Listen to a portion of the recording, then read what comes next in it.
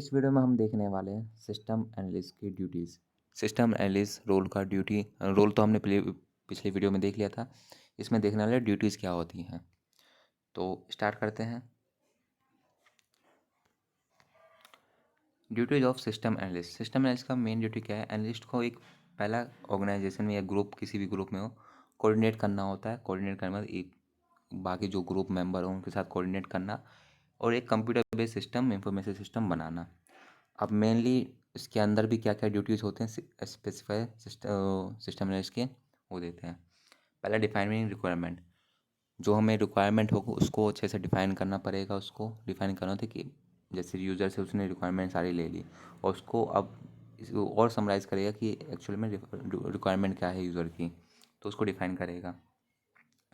Analyse and evolution. उसको analyse करेगा, data को जो हमें मिला इंफॉर्मेशन उसको एनालाइज करेगा कि हम क्या क्या कर सकते हैं इससे।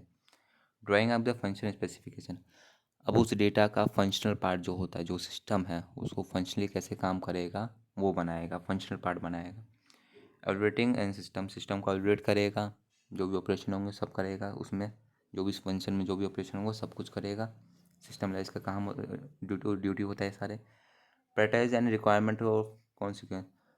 जो भी कस्टमर के इंफॉर्मेशन होगी उसको प्रायोरिटाइज करेगा, प्रायोरिटी देगा कि पहला प्रायोरिटी ये है यूज़र का, दूसरा ये है, तीसरा ये, तो प्रायोरिटी वाइज सबको अलग करेगा। Solving problem. जो भी प्रॉब्लम होगा यूज़र का, मेनली यूज़र का जो भी प्रॉब्लम है वो अच्छे से सॉल्व हो रहा है कि नहीं हो रहा, वो देखेगा कि प्रॉब्लम मेनली यूज़र का सॉल्व होना चाहिए। और सॉल्व होने के बाद वो सिस्टम को डिज़ाइन करेगा कि अकॉर्डिंग टू यूज़र अब हमारे जो भी प्रॉब्लम है सॉल्व हो गया। अब सॉल्व होने के बाद उसको डिज़ाइन करेगा। तो ये हमारे कुछ ड्यूटी थे सिस्टम एनालिस्ट के।